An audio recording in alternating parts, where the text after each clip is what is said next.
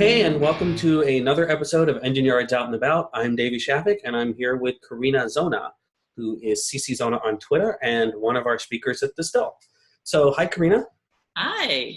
So you're speaking at Distill on what? Debugging technologies class issues. Okay. So we've talked about this quite a bit when you were coming up with the talk, and there's obviously some ambiguity about that word class. So let's get that out of the way immediately. So class in this case is not referring to, say, object-oriented programming. In this case, it's a socioeconomic class. So we have a lot of class issues, obviously, is the easy word, but we've got some clash of classes happening lately in tech, particularly San Francisco's tech community, and it's been really interesting to me to observe because I see two groups of people who feel very strongly, are very personally affected by the same stuff from very different ends of the spectrum, and yet they have no communication with each other at all. So it's really hard to have a sense of even comprehension, let alone empathy for why people care about what seems like trying to undermine your life. Whether that's a person in tech or a person who has been living in San Francisco a long time and is feeling some pressures around tech's growing ability to influence the marketplace.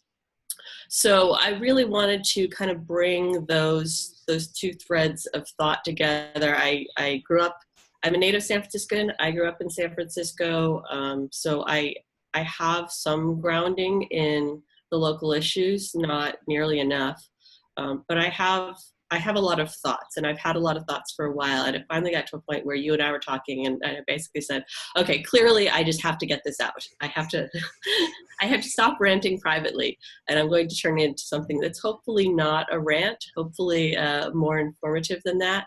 But I hope that it can start some people having some conversations outside of our own personal different bubbles.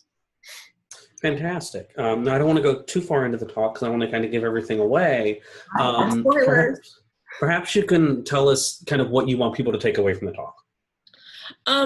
Well, I really would like people to take away the beginning of a conversation. And hopefully that conversation starts with colleagues just coming back to the office and talking a little bit about how our work and potentially our company's business model has an impact on people who are not in tech. And we tend to think of that in terms of the product. You know, we're making people's lives better through a particular product or service that we create or platform, whatever it is. And we don't really tend to dwell on the possibility that the things that we build or do or how our industry works, all of these things have effect on others that aren't intended, aren't necessarily fabulous, and how can we think about business and think about even the code in terms of a greater range of effect, particularly locally. I think we have some sort of debt to our local communities. And so because Distill is in San Francisco, I was particularly eager to do this talk there because, there's been articles worldwide about some of the issues that are going on in San Francisco. So it's a wonderful opportunity to talk about my hometown while in it, and it's the center of a lot of the stuff that I want to talk about. So Distill was a fantastic opportunity. I'm so glad that you invited me to do this. Cool. So the talk it sounds pretty awesome. I'm really looking forward to it.